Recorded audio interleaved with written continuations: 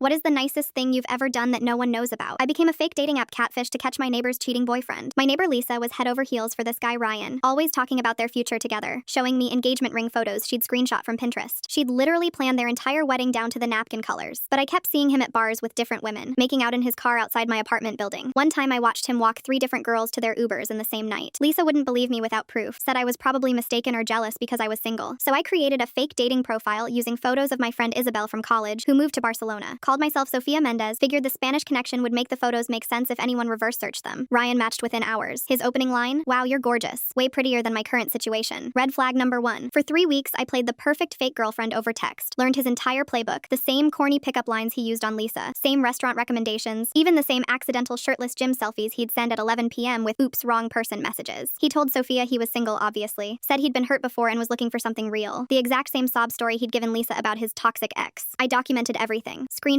timestamps, the works. The conversations got progressively more intimate. He started calling me pet names, talking about flying out to meet me. Even sent flowers to a fake address I'd given him. I watched him post about being a romantic gentleman on his Instagram story. Meanwhile, Lisa kept gushing about how thoughtful Ryan was, how he'd surprised her with flowers that week. Same flowers, different story. After building up enough evidence, I suggested meeting up. He jumped at the chance, suggesting this trendy rooftop bar downtown. "I'll wear my lucky blue shirt," he texted. "The one that drives women crazy." I told Lisa I'd accidentally seen Ryan on Bumble while helping my cousin set up her profile. Showed her Sophia's account, acting all concerned and confused. "That looks just like your Ryan," I said innocently. "But that can't be right. You guys are so happy together." Lisa's face went white. She downloaded every dating app that night. Bumble, Tinder, Hinge. Found him on all of them with different ages and job descriptions. She saw our entire 3-week conversation history. The pet names, the flowers he'd taken credit for, the lies about being single, the plans to meet up. The meetup was supposed to be Thursday at 7 p.m. Lisa showed up instead of Sophia, wearing the exact dress Ryan had told the fake me he loved on other women. I watched from across the street as Ryan walked in, wearing his lucky blue shirt, holding a single rose and looking around for a woman who didn't exist. Lisa walked right up to him. "Looking for Sophia?" His face went through about 5 different expressions. Confusion, recognition, panic, and finally that gross smirk guys get when they're caught but think they can charm their way out. He tried every excuse in the book. "It's not what it looks like. I was just helping a friend. Someone must have stolen my photos." But Lisa had screenshots of everything, including the messages where he'd called her clingy and said he was keeping his options open until he found someone better. She dumped him right there in front of the entire happy hour crowd, threw his rose in his face, announced to everyone that he was a cheating liar, and walked out like the queen she is. Ryan tried to follow her, still making excuses, but 3 different women in the bar recognized him from their own dating app experiences and started sharing their stories. Turns out he'd been pulling this routine all over town. The best part? My friend Isabel, whose photos I'd used, ended up moving back from Barcelona 6 months later. Needed a place to stay while apartment hunting, so I connected her with Lisa, who had a spare room after Ryan moved out. They met at my birthday party. Isabel was grateful I'd used her photos for such a good cause. Lisa was amazed by the coincidence. They started talking about travel, then books, then everything else. 2 years later, they got married and bought a house together in the suburbs with a garden and 2 rescue dogs named Thelma and Louise.